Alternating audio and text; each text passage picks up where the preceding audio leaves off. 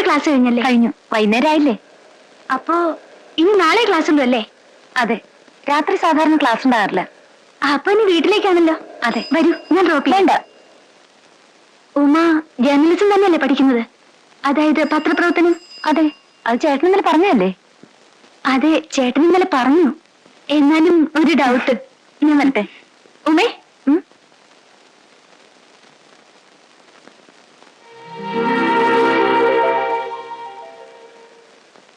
ഏത് ഐസ്ക്രീമാണ് ഇഷ്ടമെന്ന് എനിക്കറിയില്ലായിരുന്നു. അതുകൊണ്ട് എല്ലാം വാങ്ങിച്ചു.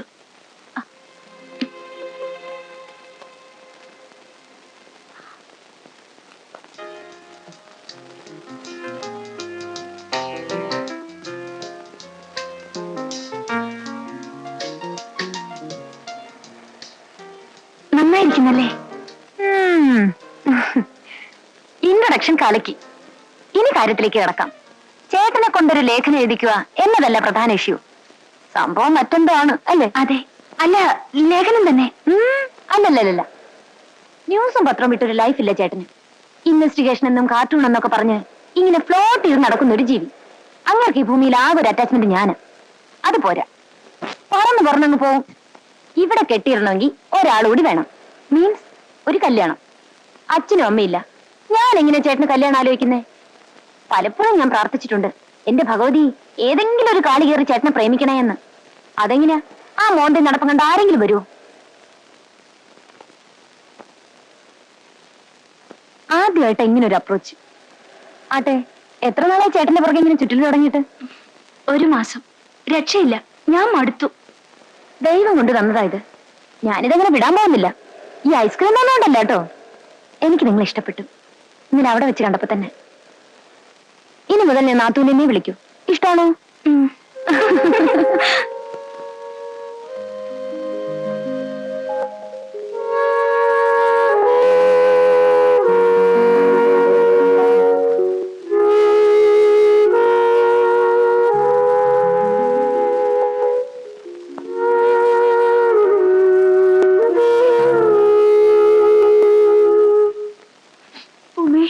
പറഞ്ഞത് നീ ഒരുത്തിയാണ് ഇതിനൊക്കെ കാരണം. അഴിഞ്ഞാടി അവസാനം എന്റെ ചേട്ടന്. നീ വലിയ പിടിപാടുള്ളവളല്ലേ? ഒരു ഉപകാരം ചെയ്, കൊന്നു കളയാൻ പറ. എന്തിനെങ്ങനെ ജീവിക്കുന്ന കയ്യും കാലും ഇല്ലാതെ?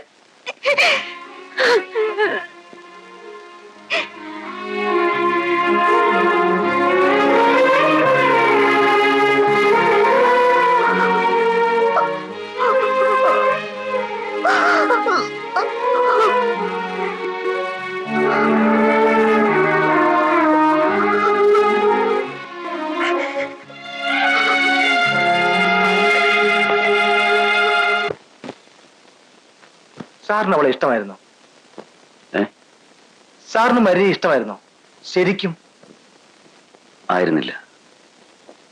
ആദ്യം ഉമയ്ക്ക് നല്ലൊരു ജീവിതം, പിന്നെ എന്റെ ജോലി.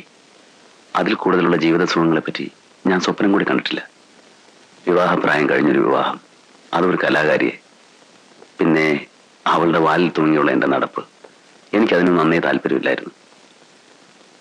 5 വർഷങ്ങൾക്ക് മുമ്പ് ഇതുപോലൊരു റിപ്പബ്ലിക് ഡേക്ക് 2 ആഴ്ച മുമ്പ് പതിപോലെ ഏതോ കാരണം പറഞ്ഞ് കേരളത്തിന്റെ ഫ്ലോട്ട് ആ പ്രാവശ്യവും തള്ളി.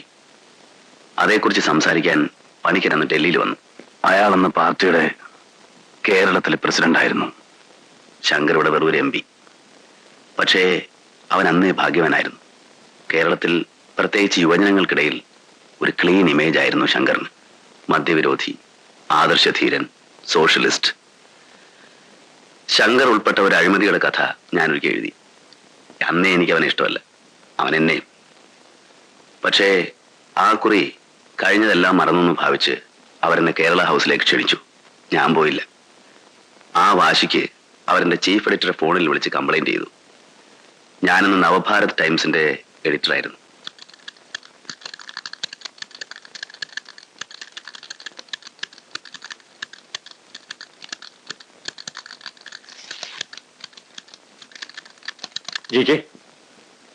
എന്താ കേരള ഹൗസിൽ പോകാതിരുന്നത്?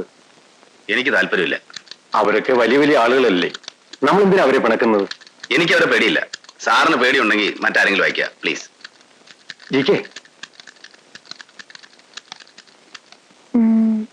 ചേട്ടാ, ഉം? മറിയ നല്ല കുട്ടിയാണല്ലേ? കുട്ടിയോ? അവക്ക് 10-30 വയസ്സായി. അതിപ്പോ ചേട്ടന് 35 കഴിഞ്ഞില്ലേ?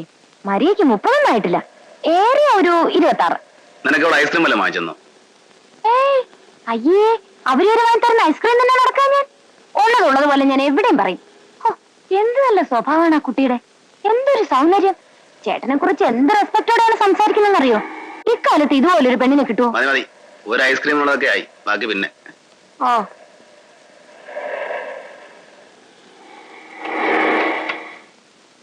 Hi G K sir. Hi ഉമ്മ. മരിയയുടെ കാര്യം ഇപ്പൊ പറഞ്ഞതേ ഉള്ളൂ. അപ്പൊ എന്നെ പറ്റി സംസാരിക്കും. ഞാനല്ല, ഇവളാ. ഞാൻ സാറിനെ തിരക്ക് നടക്കായിരുന്നു. ഓഫീസിൽ ചെന്നപ്പോ പോയെന്നറിഞ്ഞു. പിന്നെ ചേച്ചി ചെയ്ത് വരികയായിരുന്നു. ഒരു സന്തോഷ വാർത്ത പറയാനുണ്ട്. എന്താ ഇത്? ആ, അത് സസ്പെൻസ്. നാളെ രാവിലെ സെന്റർ ഹോട്ടലിൽ വരുമോ? എന്താ മോഹിനിയാട്ടം നിർത്തി ക്യാമറ തുടങ്ങാൻ പോകുന്നു?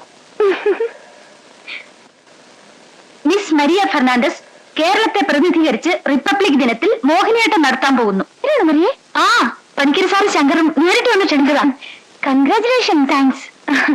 റിപ്പബ്ലിക് ഡേക്ക് ഒരു 50 പാസ് ഒപ്പിച്ചു തരണം. ഫ്രണ്ട്സിനെ വിളിച്ചോണ്ടേക്കാം. കൈയടിക്കാൻ ആള് വേണ്ടേ? ഏറ്റു. സാറ് നാളെ വരുമോ? നാളെ തുടങ്ങി സെന്റർ ഹോട്ടലിൽ വെച്ച റിഹേഴ്സൽ. എനിക്കിവിടെ ഗ്രൗണ്ട് സപ്പോർട്ട് ഉണ്ടെന്ന് അവരൊക്കെ അറിയട്ടെ. എനിക്ക് വേറെ പണിയുണ്ട്.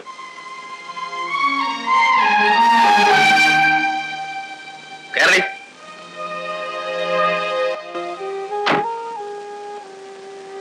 മറിയ, അതൊക്കെ ഞാൻ ശരിയാക്കി തരാം, വിഷമിക്കണ്ട.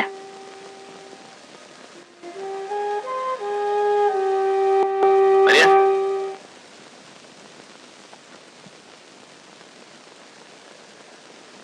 പോകാതിരിക്കുന്നതാണ് നല്ലത്. അവരത്ര നല്ല ആളുകളല്ല. ഈ ചേട്ടന്റെ ഒരു കാര്യം, ന്യൂസ് എഴുതി കാണുന്ന എല്ലാം കള്ളത്തരമാ ചേട്ടന്.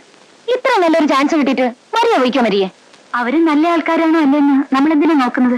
നമ്മൾ ചെല്ലുന്നു, ഡാൻസ് എടുത്ത് തിരിച്ചു പോരുന്നു. അതിനിപ്പോ ആ, എന്തെങ്കിലും ചെയ്യ്. ഈഗോയാ?